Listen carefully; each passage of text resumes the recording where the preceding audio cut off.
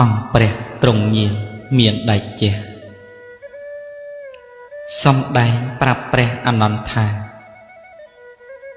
រត់តេះដែលចាស់បទៅណា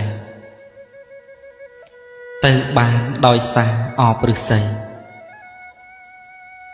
តថាគតចាស់ក្រមគ្រាហើយមនាលអនន្តអើយមានមមអី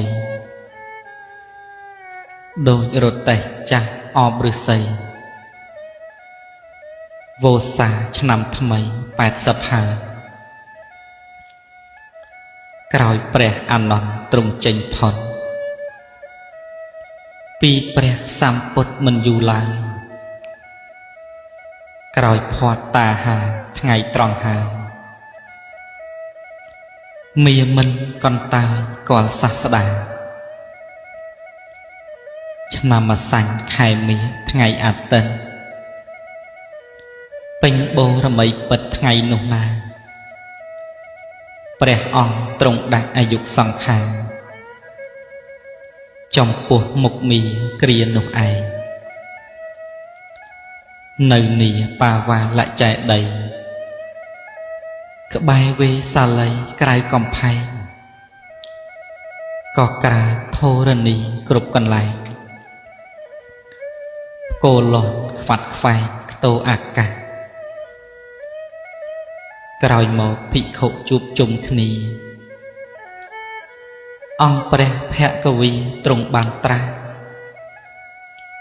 សំដែងគាថាអស្ចារ្យណាស់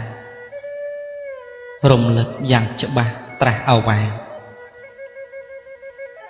ទ្រង់បានត្រាស់ថាសង្ខារទាំងឡាយតែងតែអន្តរាយវិនាសខូចខាតចូលអ្នកទាំងឡាយកុំបីប្រមាទប្រឹងប្រែងសង្វាតឲ្យសម្រេចការភាជនៈដែលស្មូនឆ្នាំងដំដុតដោយដីតូចក្តីធំក្តីឆៅឆ្អិនយ៉ាងណាចុងក្រោយរមេតែងមានកិរិយាបែកធ្លាយធម្មតានេះជាការពិតយ៉ាងណាជីវិតសពសត្វនិកក្មេងចាស់មានក្រពីលឬបណ្ឌិតចុងក្រោយរមេតែងតែស្លាប់ពិតបាត់បង់ជីវិតក៏យ៉ាងនោះដែរជីវិតតថាគតមានប្រមាណតិចគោរពពាក្យពេចន៍ឥតកិច្ចកែប្រែពីថ្ងៃនេះទៅនៅត្រឹម3ខែ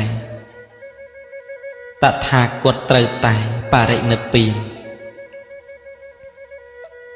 3ខែកន្លងយ៉ាងរហ័សសែនសោកស្ដាយណាស់ព្រះទ្រង់ញាណវេលាចិត្តភ្លឺទ្រង់ចូលឈាន